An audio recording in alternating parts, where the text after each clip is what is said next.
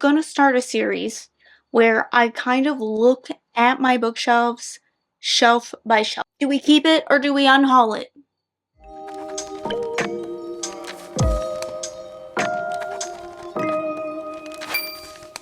I really want to do like a bookshelf audit. There are things on my shelf that I know I have, things that I don't remember having, have probably just been collecting dust, and I need to figure out what to do with it.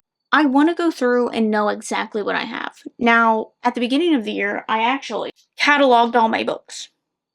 In this series, I'm going to be looking at that catalog and updating it. I wanted to have an accurate representation of what's actually on my shelf so I know what to read, how long something's been sitting on my shelf, what is the level of enjoyment. They are organized by genre, so I figure it would be best to go through genre by genre, and then some might be split because I have more than some genres than others. And in that, I'm going to look at them and I'm going to go, is this a favorite? Because I'm currently also kind of curating like a favorite shelf.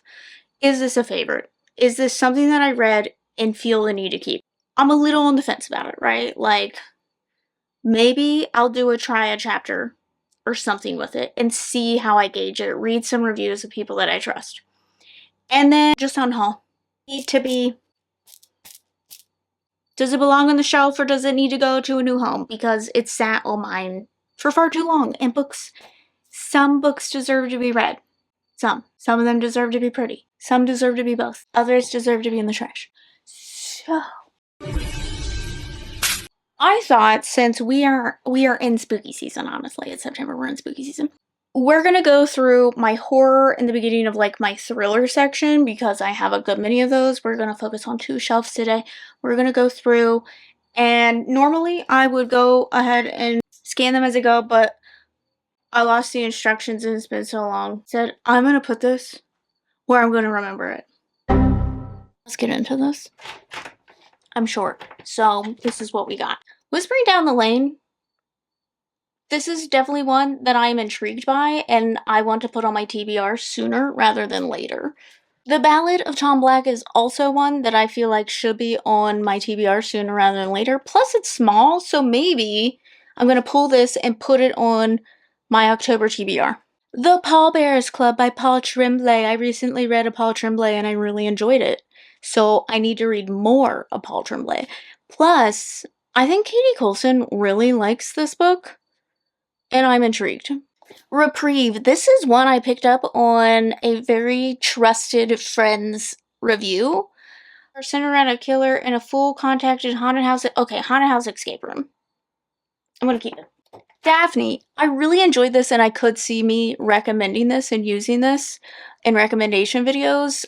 Saying a love letter to anxiety sounds bad, but this does a really good job kind of really describing how anxiety feels in the moment. My Heart is a Chainsaw. I'm gonna be honest, I read this recently, and I love Stephen Graham Jones, but I honestly cannot tell you what happened.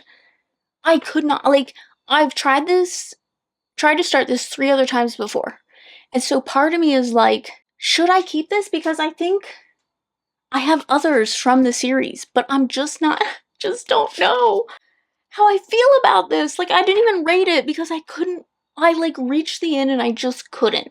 And I don't know if it was the headspace I was in at the time, because I really wasn't in a good headspace and I was really frazzled during the time that I was reading this.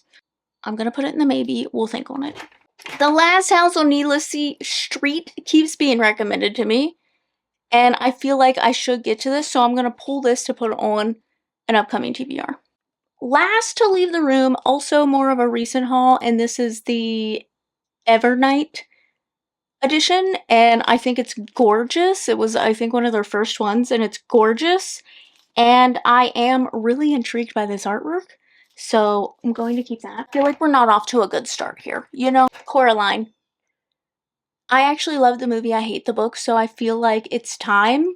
I don't ever use this in recommendation videos. It's not one that I feel great nostalgia for, so I think it's time to let this one go. Then we have what is the beginning of the Demata series by Darren Shan. The Cirque du Freak series. The Darren Shan saga. So weird of him to, like, self-insert, honestly, now that I have read it as an adult, is one of my, like, all-time favorite series in that it has a lot of nostalgia wrapped up in it, and when I reread it, it just really brought me back, and it's also just a world that I love. I've never really felt the need to try the other series. I feel like I did years and years ago, and I've kind of just held on to them. Maybe the idea that I would read these, but at this point I feel like I'm way past this. I'm past this, and I feel like someone else will enjoy these more. So I think these are these two, the first one and the second one, I think they're gonna go. My Best Friend's Exorcism. This was a gift, and it's also by Grady Hendrix, and I tend to love things by Grady Hendrix, but this one was a big miss for me, and I'm gonna feel really bad because it was a gift, but honestly, I just did not enjoy it. I thought it was really drawn out and just really uncomfortable, but not like in a good way. Like, I just had a not fun experience reading it.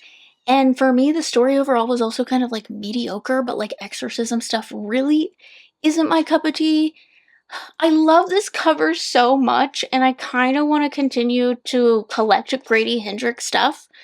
So I'm going to put this in the maybe. The Hacienda is one that I really enjoyed at the time. I had a roller coaster of emotions with this, and at first I was like, oh, this is fun, and then in the middle I was like, I don't know what I'm feeling right now. At the end, I was like, oh, this is so good. Like, the end was so good. So I think I'm going to keep this. It's not a favorite, but I would recommend this, and I do feel like I need this in my collection, you know? Night Film has been on my TBR for so long. You know what? We're going to pull this right now because this is one I've always been excited about, and I love mixed media, and this is one that I feel like I've just been waiting to have the time to read it. And now I have the time to read it, so I'm going to pull this, put it on a TBR, and I need to finish this by the end of the year. The Wasp Factory, I got this one, I think within the last year, because I've heard it's kind of like a horror classic, and so I do want to hold on to this. I don't think now is the right time to read it, but I am going to hold on to it. Imaginary Friend by Stephen Chbosky. I bought this because Perks of Being a Wallflower is one of my all-time favorite books, as with most people who read it as a teenager and really saw themselves in Charlie, unfortunately. However, I have heard not so good things about this, which is why, even after I bought it, I just didn't jump to reading it, despite being excited about this. But since then, it's just sat on my shelf and collected dust, and I don't feel the need to read this. I can enjoy one book by an author, and that's okay. I don't need to read everything by them. We're gonna unhaul this hunk of book. Look how much space that's gonna free up. Through the Shattered Looking Glass was gifted to me by the author for a review. And I've held on to it because of that. This was one of the very first books. There's a bit of nostalgia because it was one of the very first books that an author sent to me and that I actually reviewed. But I felt very uncomfortable reading a lot in this for triggering reasons. And I honestly feel like it's more traumatized me than anything. And I don't, like, every time I look at it, I'm kind of like weird mixed feelings about it, and not necessarily in a good way. And I think this is so dark that someone else will really enjoy it. I just feel like I was kind of trying the waters of horror at the time and wasn't fully into it. And I think that there are things now that I would enjoy a lot more. Misery by Stephen King. Should I own any Stephen King? No, I shouldn't. I love this movie. I hate Stephen King. I hate his writing. I've never enjoyed a book by Stephen King. This is the only one that I found semi-enjoyable, and even then I think I only gave it 3 stars. Like, me and the King, we don't vibe, and I wish that we did, but we don't. I've tried so many times. I've read like 5 or 6 books at this point, and I haven't enjoyed any of them.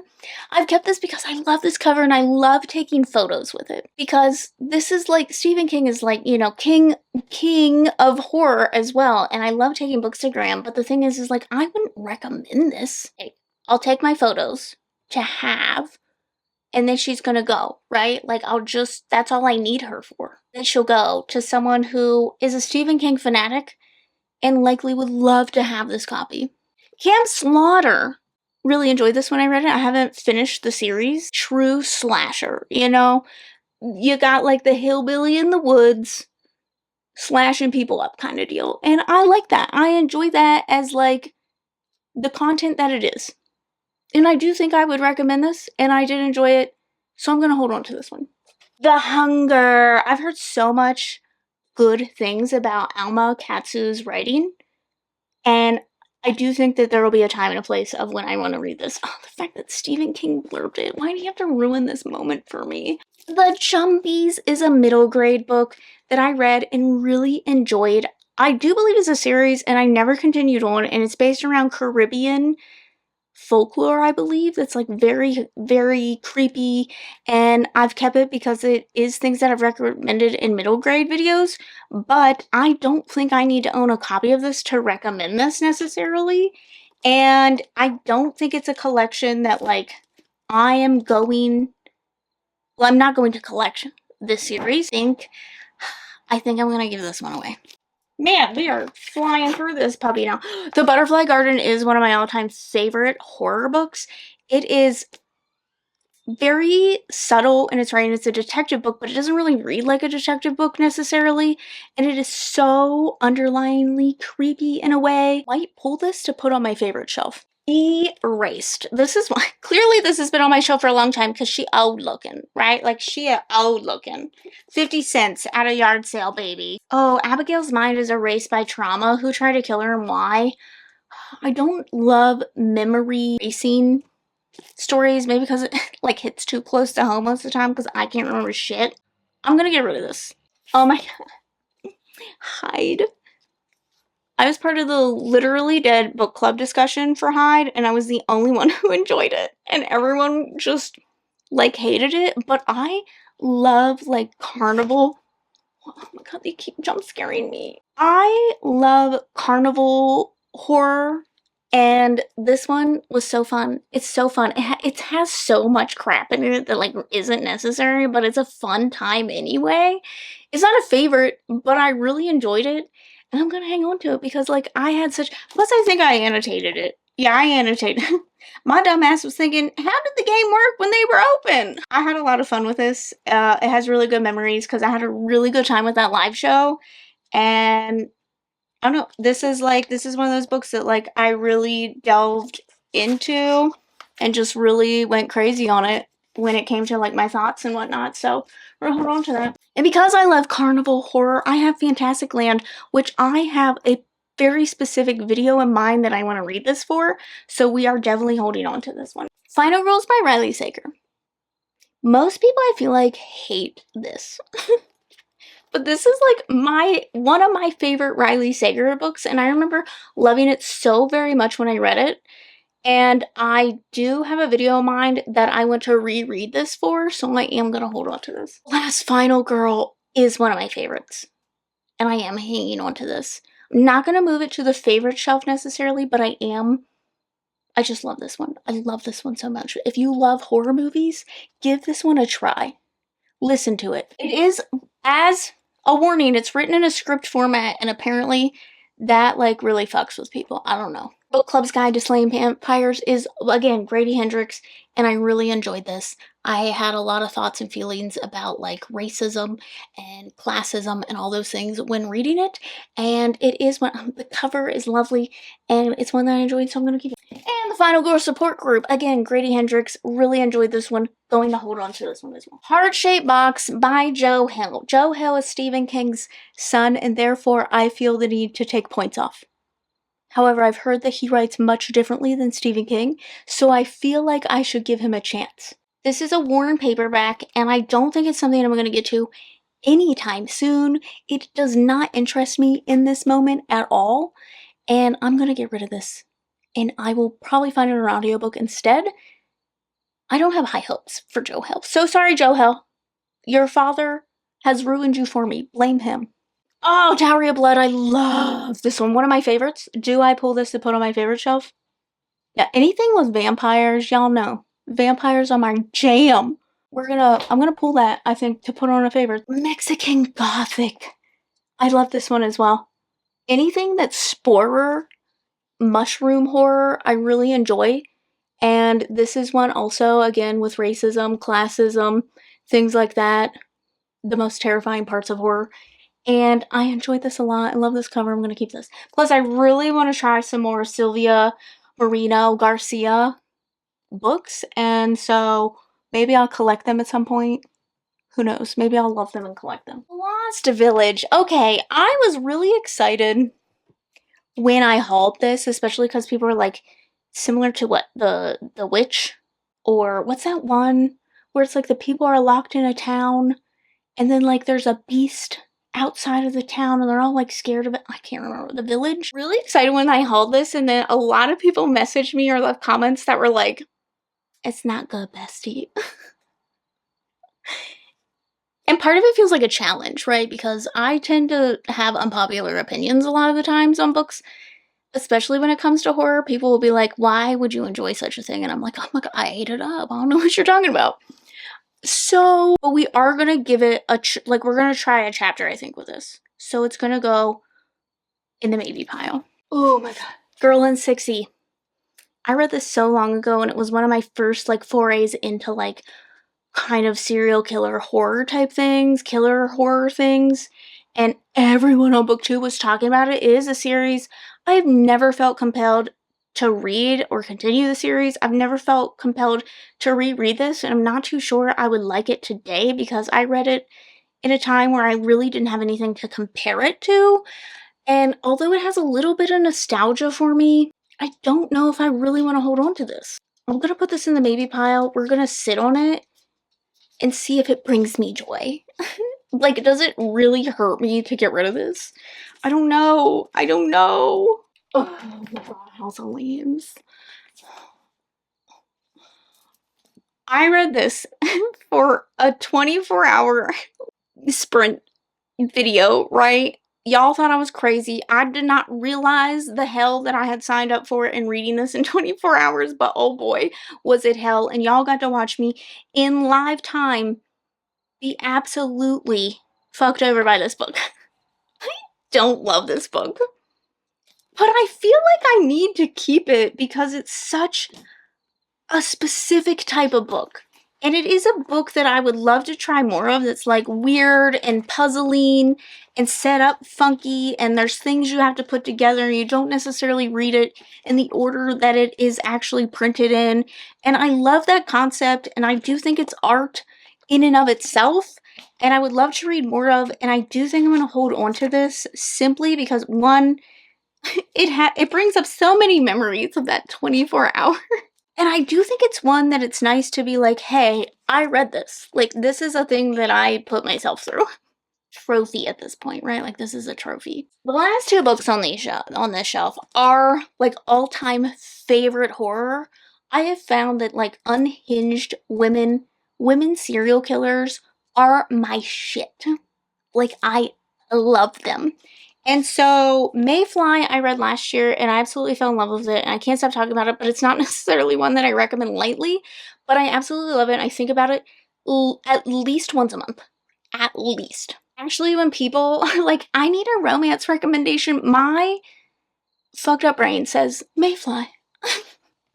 And this broke my heart. I cried. I loved it so much. It was so messed up. And so this is definitely going on my favorites.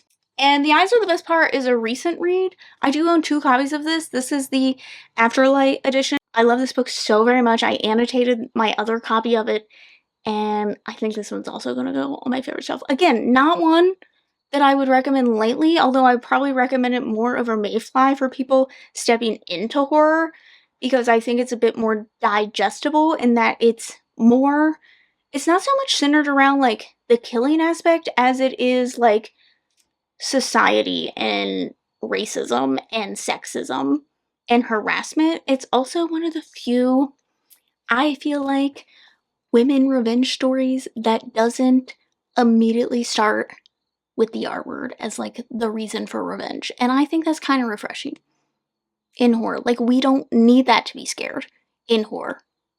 A new one that I recently got is Home is Where the Bodies Are, and I do want to read this pretty soon. I love this edition in, like, a VHS form, and I love this, so I'm actually going to pull this to put on, like, my October TBR. No Exit. Really, really enjoyed this. It's not a favorite, but it is a thriller that is, like, a straight thriller. There is no time to breathe. I found it really enjoyable when I read it. I do want to watch the show. I think I'm going to hold on to it. Supermarket is a newer one that I have picked up, and I am interested in giving this a try. Invocations. I am holding on to this at this time because it is an Afterlight, an Evernight, whichever fucking one. I wasn't thrilled when this came in the box because, I don't know, it just doesn't scream horror, but there are different types of horror. I am very understanding of that. And so it is something, also, everyone's hot. They're all hot. It is something I do think I will try at some point. The Paris Apartment. I attempted to read one Lucy Foley, and I disliked reading it so much that it has put me off any other Lucy Foley. And so, even though I love this cover, I love that it's like the bright pink handwriting with like, I wish we would go back to this kind of like thriller type deal where it was like the neon writing on things and like the monotone background, but we are moving past that apparently. I don't think I'm gonna hold on to this. I don't think I'm ever gonna read another Lucy Foley. I just don't, I'm not interested in her. The Silent Patient. This is one I have heard such mixed reviews on that I'm like kind of scared to read it. But I feel like I need to. I did hate this author's other book, The Maidens, and I only held on to it for so long because it was gorgeous. The cover is like a dark academia bliss, but my god, did the book, it was terrible. And so I've kind of like since been very skeptical of this, but I do think I need to read it. I need to see what the initial hype was all about and why everyone initially loved this author. The Shadows. I've heard pretty good things about The Shadows. I'm gonna hold on to it for now. Oh no. The Cabin in Wooden 10. What did I just say? The Woman in Cabin 10 is also still on my list. I have had a lot of ups and downs with Ruth Ware, but this seems to be the one that like everyone consistently says is like fantastic, need to read from her collection. So I am gonna hold on. I do think I have another Ruth Ware somewhere. Oh no, I DNF'd it and unhauled it. I'm not interested anymore is The Last Mrs. Parrish, despite the fact everyone loved this when they read it. But I think the time has come and gone for my hype for it. Like, I did get swept up in the hype for it at the time, but I just don't think this is one that I'm intrigued at anymore. Their Vicious Games is an arc that I received, and I was really excited about it because anything that seems like the game Squid Game meets Ace of Shades meets The Bachelor sounds really intriguing to me, so I'm gonna hold on to that. People Like Us. Oh, this was one of my very first buddy reads.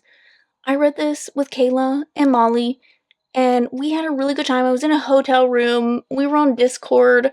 We would send like voice recordings back and forth just talking about our theories, and it was fun because we all had different theories, but we all had a different way of reading it as we were reading it, but we all ended up coming to like the same conclusion.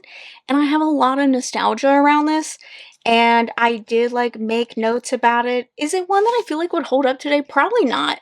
But I'm gonna hold on to this just because like it has such a warm fuzzy memory for me. All the Missing Girls. Ugh. The book that made me fall in love was Megan Miranda, and also thrillers in general. Like, I had been reading some thrillers, but I had not realized how good they could be. So I read this one, and it made the thrillers that I read before this seem so silly. Like, they were uncomparable for me. I love that this has a backwards timeline. It left me guessing, and it also has a carnival element. It is one of my favorites. I still recommend it. It's probably my favorite one that she's done. I have since like stopped reading a lot of her stuff because again, it does tend to be a little bit more like domestic thrillers. But my god, I love this book. Very still much interested in House of Salt and Sorrows. I was really late to like the hype on this, seeing all the hype about this, and so I'm still very interested in this. So The Death of Jane Lawrence, gorgeous cover. Gorgeous, gorgeous cover. And so I'm gonna hold on to this. This is one that I'm still very much interested in. Newer one that I got, that was also in Evernight, Murder Road. I know that they were going for like an old vintagey feel, but I hate this cover. It just doesn't hit for me. I really think they should have went in a different direction I love a vintage cover, but this just doesn't feel vintage. It feels like someone attempting to be vintage in the modern 2024 world. I'm gonna hold on to like most of my subscription books, not all of them, but most of them, especially like the Evernight ones, in case I want to do more like a video of like, is it worth it once I have more of their collection? Right now I only have, I think they've only put out 4 or 5. So it'll be interesting once we get like a good selection to see. Oh, okay, we start coming. So Riley Sager and I, we had such a good start, right? Like it was such a good start. I'd fallen in love. I found out he was a man, and then I was kind of like, that's weird that you're writing under a woman's name and doing a lot of books as a female main character. Grady Hendrix has the same weird thing that he does, where he writes as a female main character. I don't know, something doesn't normally sit right with me. Anyway, this tends to be one that people really like, but this one was very mid for me. I didn't enjoy it. I have been kind of collecting Riley Sager books, but I don't know if they're really worth collecting for me because I really haven't loved anything that he's published recently. He's kind of on my chopping block. And so I feel like I'm gonna put this in the maybe pile because I don't know if I actually want to collect his stuff at this point. Which comes to Riley Sager's The House Across the Lake, which I haven't read. I kind of want to give it a chance because I have heard like decent things about this one. It is one of his like newer releases that people have said like kind of nice things about. And so I am intrigued about this. I'm going to hold on to it. Maybe this will be the chopping block. That will be the chopping block. The Last Time I Lied, though, is my favorite Riley Sager book. We're on a roller coaster of emotions with Riley Sager, okay? I love this one. I love, like, camp stories. I will say, like, this one has kind of ruined other camp stories for me because I always compare them to this one, and this one was just such a great reading experience for me. Oh my god, the Violent Season was one that, like, I was really reluctant to read an arc, and I had received it to review it, and I kind of put it off because I was like, I don't really know how I feel about the premise of this. It kind of seems like a little cheesy. I don't know. It's like a town rumor that, like, it's cursed, and every year someone essentially unalives themselves. But let me tell you, this book rocked. It just absolutely rocked me. It punched me in the face. It made me feel so many things. And some of those things I wasn't necessarily even ready to confront, but I confronted them and I cried a lot. I recommend this. I do think it is high up there. Maybe not a favorite, but very high up there. And it is one that I felt a personal connection with, but maybe other people won't in the way that I did. So I'm going to hold on to this as an emotional faith. The Ghost Factory is an arc that I received. This came out in 2020. What a time to be alive. I don't know, this just isn't really one that's even reading the synopsis, I'm just like kind of not like, oh, I need to read this. Like the ghosts of his past are coming back to haunt him. Been there, done that. What Lies in the Woods. I think this is a newer one for me, and I've heard good things. I'm gonna hold on to this one. Gosh, this is an oldie. What the Woods Keep. This one has always intrigued me. And I kind of just keep forgetting about it just because more and more keep coming out. But I'm going to pull this to put on a TBR. And if I don't read this within the next few months, like, I feel like it's just time to let it go. Woman in the Window. Oh, this was, like, when I was reaching the peak, I feel like, of my thriller stage. And then, like, everything after the peak of that was just kind of like, okay, like, I've read this. I know where this is going. Everything became super predictable after that. Like this was the learning curve for me. And I know there's so many parodies of like this kind of stuff and like so many books that have done this, but this one blew my mind. It was really popular at the time. I get it. I'm gonna hold on to it. Don't know if it lives up to the hype today. I feel like other books have probably done it better, but like I loved it at the time. And now I kind of want to watch the one that's like the woman in the house in the lake and she looks out the window and whatever that title is. Another one. The hype has just like continued and continued and continued with this. And so I'm intrigued. I know it's a series. When a thriller is a series, I never ever feel the need to continue it. Does anyone else feel that way? I have never once, like, I feel like this is why I don't like detective novels for the most part, because, like, I never once think I should read another one of that same story. within that same room. I don't know. Hold on to this. We're gonna give it a try someday. Sadie, one of my all-time favorites. And if you have a chance to listen to this audiobook, please do, because we follow a podcast who's actually following the case as we are following the case. Like, we are from the point of view of the girl who is the podcast is talking about. Like, they switch back and forth. And again, if you have the chance to listen to the audiobook, it has like the podcast quality on those chapters, and it's so good. And it is one of my favorites. It is one of my favorite, like, thrillers of all time. Also, audiobooks of all time. Like, when people are like, what audiobook should I listen to? This is, like, the first one that comes to mind. The Book of Halloween! I think I hauled this last year. These people who, they're archaeologists, and they're in a bog, and they come across, like, these ancient corpses. And I think that sounds really interesting. I'm gonna hold on to it. It's not, like, high up there on my TBR, but I am still excited. The Getaway is also one that I'm excited about. This is also like a game-esque thriller horror type deal, and so I'm intrigued by it. I do kind of have to be a little bit in the mindset and like in the excitement area for that, so this will be great when I'm in the mood for it. The Writing Retreat is one that I have heard good things about and is still like kind of high on my TBR. It is, I think, wintry, so I'm thinking I'm gonna put this off and read it this winter. So it's going in on the like more recent TBR, but I'm not pulling it yet because it's not like we're not going to try to immediately read it. As if you are also doing this with me.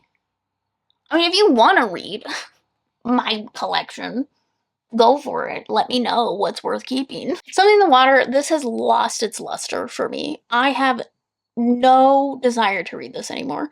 I think it's also like a domestic, I don't know, been there, done that type of thing that I've read, and so I just don't feel any attraction to this. One that I've heard such good things about, but I'm kind of on the fence about, is The Devil in the Dark Water. This is such a gorgeous cover, but like, I don't know. I'm gonna put it in my maybe pile and like try a chapter because I'm so on the fence about this one. Another one that I'm on the fence about is theme music. Mostly, again, I got this recommendation from someone that I really trusted who said it was like pretty spooky and they hadn't read anything like it before, which is saying something because this is like all they read. And so I'm gonna keep it and give it a try. 56 Days though, I have no desire. None. At the time I was like, oh my god, this is so current and this is like gonna, because it's like COVID related. Once done this before, this is such a new phenomenon, you know? I don't really have an interest in reading this anymore. I'm over it. I don't want to read those things. I've lived it. I'm still living it, and I don't really want to do that. The 10th Girl. Oh, this takes place in like a finishing school? Is that like a boarding school? I don't really know what that is. I've had this on my shelf for so long. I feel like I should put this in the maybe pile and give it a try because it has been so long. And then this is the last one we're going to talk about, right? Like, what else was under? Okay, yeah, this is the last one. This is a very recent one. I just hauled this last month, the month before. This is the Paul Tremblay that I read recently and really enjoyed. And this is also one of the ones, like, I love horror movie related horror books. And I kind of want to do a video based around this type of book. And so I'm gonna definitely hold on to this because I enjoyed it and I still have to talk about it. Do not judge me for the state of my desk. I'm in the midst of a lot of things in here, okay? These are the books that are going on my immediate TBR to read maybe next month or the month after. Put maybe on my October TBR. So The House on Needless Street, Night Film, Home is Where the Bodies Are, What the Woods Keep, and The Ballad of Black Tom. I love that they're like all red and then we have the Needless Street in green. Kind of love that. It's like a cute little moment. And we have the maybe pile, okay? This is the maybe pile of give it a try, see how it goes. Give it a try, see how it goes. Unsure if I need to keep this in my collection because it was very mid, but also I do like collecting certain author stuff, but is this an author I want to collect? Questionable. The Girl in 16, unsure if I want to keep it. We're going to hold on to it, see if it sparks joy. The Lost Village is one I'm going to give like a try, maybe try a chapter, you know, whatever. Friend's Exorcism, again, unsure if this is an author I plan to collect, books of, and I do love this cover. This is one I would recommend for other people, so it may be worth keeping. My Heart is a Chainsaw. Again, is this going to spark joy for me? Is this something that I want to give another try in the future? I don't know. This does have a lot of tropes that I really love, but I don't know if it's my favorite from Stephen Graham. I know it's not my favorite from Stephen Graham Jones, but like, is it up there? I don't know. This is an author that I do enjoy collecting works of. Look at this. This is gorgeous, honestly. This is a gorgeous unhaul pile, right? Like, this is a gorgeous unhaul pile. 56 days. Don't need it. Something in the Water. Don't need it. Ghost Factory. Don't need it. Last Mrs. Parrish. Don't need it. Lucy Foley. I might need it, but I don't care to need it. Heart-shaped box. Might try it someday. Don't care for the physical. Erased. Why did I hold on to this for so long to begin with? The Jumbies. Again, I enjoyed it, but not something I need to actually physically own. 3. I am going to make someone unmiserable so that they can have this copy, because owning and reading Stephen King makes me miserable. Through the Shattered Looking Glass. This book haunts me, and not a good way. Imaginary Friend, I'm not going to read it. Y'all said it was bad. And also, it's nothing like the book that I love from this author, and therefore I don't, it's too big. It's too big, honestly. Demata, this series by Darren Shan, I'm not going to read it at this point. The time is coming on. The time stopped 20 years ago, let's be honest. I should have read this when I was like 13. And Coraline, because I hate this book. I love the movie, I hate this book, and also Neil Gaiman's a piece of shit. We did it, Joe. Over the second half, and then we'll start looking at some of the other genres in the future, but I think this was really productive.